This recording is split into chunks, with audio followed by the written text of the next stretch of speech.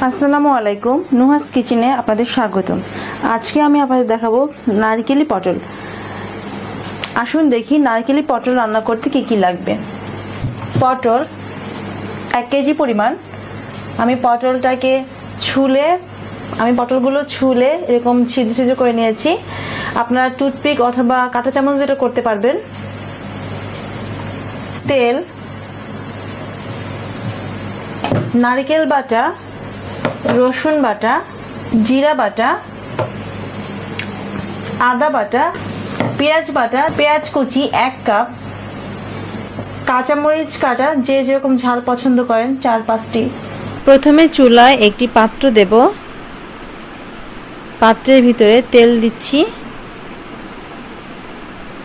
প্রায় 3 টেবিল চামচ পরিমাণ। তেল গরম হলে এর মাঝে পেঁয়াজ দিয়ে দিব।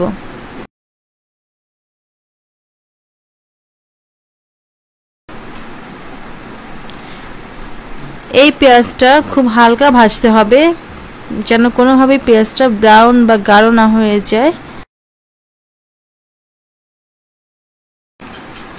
এখন আমি এর মধ্যে পেঁয়াজ বাটা 3 চা চামচ পরিমাণ দেব।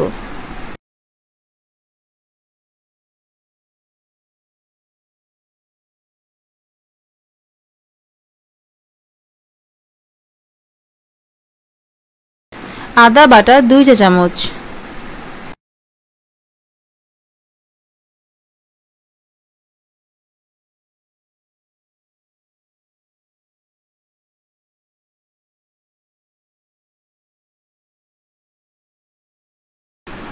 রসুন বাটা 1 চা চামচ,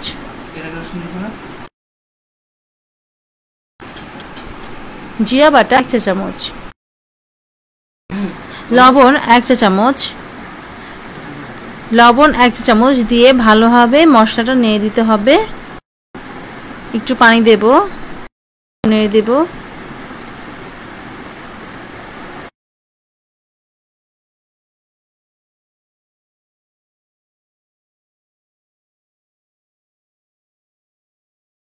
কষানো হয়ে গেলে এর মাঝে আমি নারকেল বাটাগুলো দিয়ে দিব।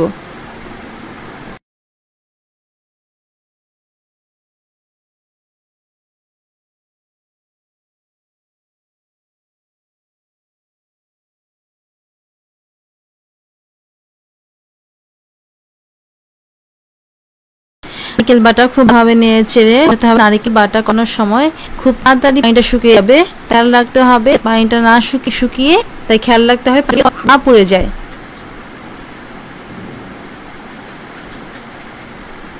এবার 2-3 মিনিট নারকেলটা ভাজতে হবে।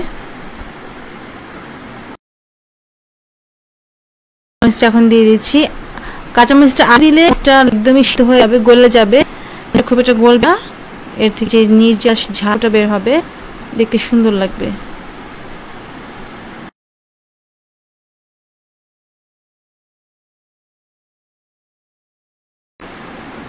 হলুদের গুঁড়া 1 চা চামচের 4 ভাগের 1 ভাগ। রংটা খুব হলুদ হবে না, যে হালকা হলুদ ভাব থাকে এর লাগবে দেখতে।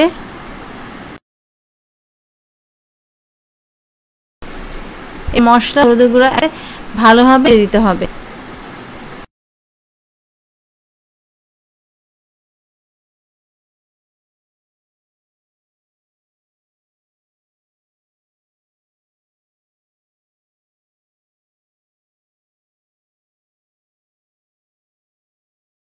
মশলা কষানো হয়েছে, এখন আমি এর মধ্যে পটলগুলো দিয়ে দিব।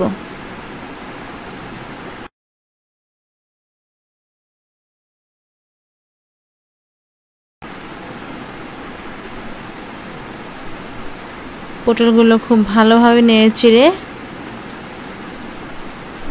মশলার মধ্যে মাখাতে হবে।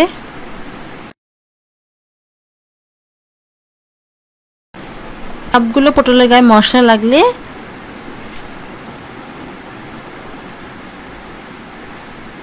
সিদ্ধর জন্য একটু 3-4 কাপ গরম পানি দিয়ে মিডিয়াম ঢেকে রাখতে হবে।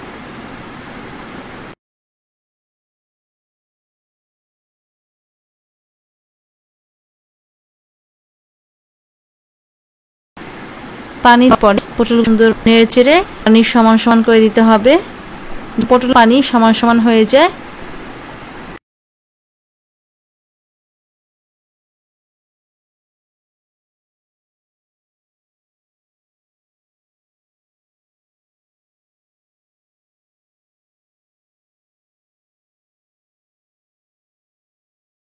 ঢেকে দিয়ে মিডিয়াম আঁচে প্রায় 20 মিনিট রান্না করতে হবে।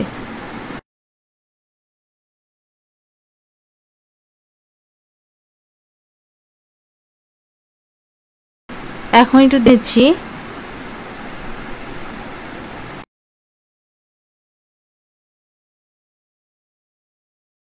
পুরো চাপ দিয়ে দিতে হবে, পানি বের হচ্ছে না। যদি পটল থেকে সিদ্ধ ভিতর থেকে হয় তাহলে বুঝতে হবে পটল সিদ্ধ হয়ে গেছে। হ্যাঁ, পটল সিদ্ধ হয়েছে। নেড়ে চেড়ে আমি নামিয়ে ফেলবো।